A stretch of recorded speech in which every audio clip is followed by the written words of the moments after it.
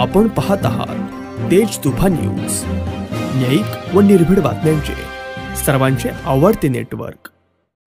पुणे नाशिक 60 या राष्ट्रीय महामार्गावर रोज अपघातांची मालिका सुरू आहे। यामध्ये काही लोक दगावत आहेत तर काहींना गंभीर इजा होत आहे।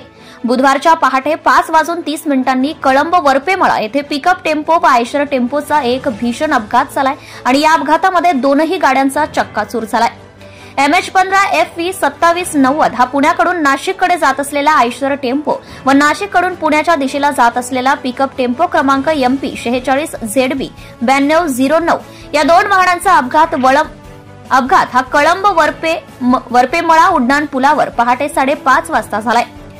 पिकअप चालक झोपेत असावा असा अंदाज स्थानिकांनी व्यक्त केलाय, कारण अरुंद रस्ता असताना तो ओव्हरटेकच्या नादात समोरून येत असलेल्या आयशर टेम्पोच्या ड्रायव्हर बाजूला जाऊन आदळलाय। NHAI 60 चे सिमेंट कॉन्क्रीटचे काम सुरू आहे। एकच लेनवरून दुतर्फा दिशेने वाहतूक सुरू आहे, परंतु वाहनधारक घाई करत असतात व वाहने ओव्हरटेक करण्याच्या घाईत स्वतःची व दुसऱ्याच्या मृत्यूला व शारीरिक इजेला आणि तसेच मालमत्तेला हानी पोहोचवत असल्याचं निरीक्षण राष्ट्रीय महामार्ग व नागरिकांनी व्यक्त केलंय। सदर अपघातात अनिल चव्हाण इंदौर याचा मृत्यू तर शफिक पटेल व विशाल पूर्ण नाव कळू शकले नाही हे जखमी झाले आहेत। जखमींवर खासगी रुग्णालयामध्ये उपचार सुरू आहे।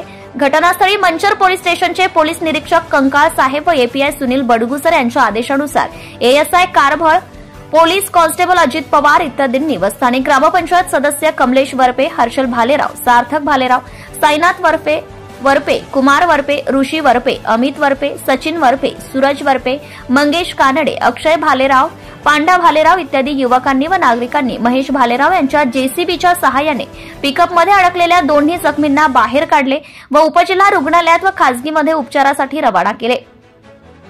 पिकअपमध्ये महागडे शॉक ॲब्सर होते व ते वरील युवकांनी दुसरी गाडी करून पोलिसांच्या ताब्यात देण्यासाठी खूप मोलाची मदत केली आहे। स्वतः युवकांनी बॉक्स दुसऱ्या गाडीत भरून दिले, तर पहाटे कडक थंडी होती, मदतीसाठी खूप अडचणी येत होत्या। वाहनांच्या लांबच लांब रांगा यावेळी लागल्या होत्या। Subscribe now and press the bell icon. Never miss an update.